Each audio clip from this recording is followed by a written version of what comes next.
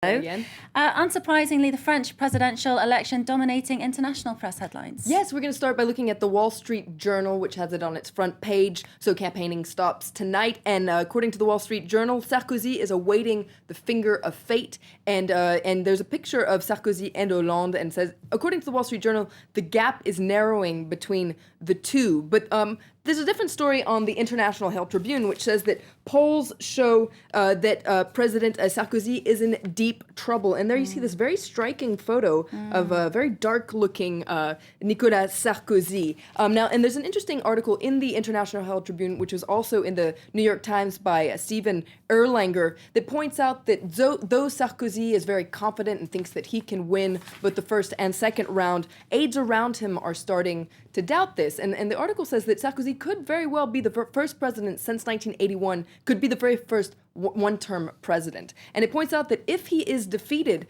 the implications would radiate well beyond Paris, because Sarkozy has built very valuable relationships with Angela Merkel in Germany on European and Eurozone issues, with Britain on defense issues, and with Barack Obama on issues concerning Iran, NATO, and Russia. And if Sarkozy loses, then all these relationships will change, because Hollande has a very different program concerning the Europe or even Afghanistan. The article also points out that Sarkozy now is facing a very tactical challenge for the election. Basically, if he makes it into the second round, he'll have this electoral dilemma, which is, will he continue to run to the right and try to attract perhaps far-right voters, or will he try to move towards the center and attract center voters? And these are two very different constituencies, points out the article, and so it's going to be a difficult balancing act for Sarkozy. But the article points out that it's not over till it's over, and Sarkozy could turn things around. Well, it's certainly a big weekend for him.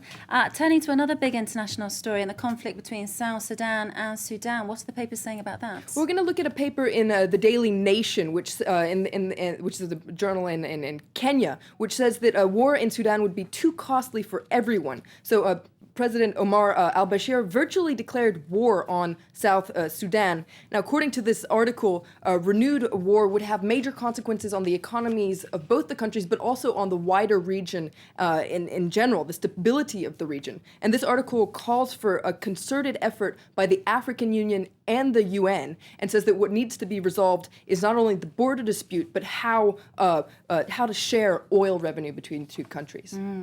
We're moving on to just as serious a story, but with a scandalous overtone.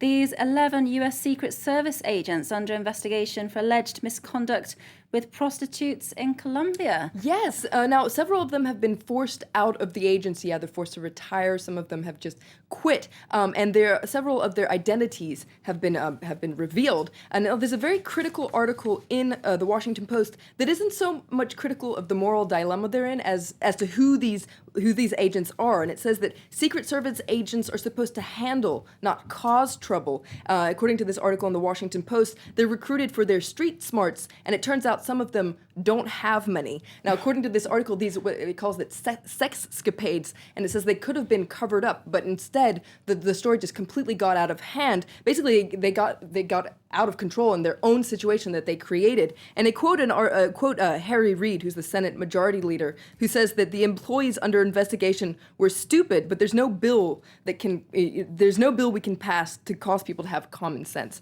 Now, there's also an interesting article in the Christian Science Monitor, which comes back on the fact that basically the issue of prostitution has only been in the law since 2006, so it's a very new issue. And it points out that also this episode is raising new questions about sex trafficking and forced prostitution. No doubt questions from wives and girlfriends at home, Flo. Absolutely. Thank you very much, Flo Vilmano, for that international press review.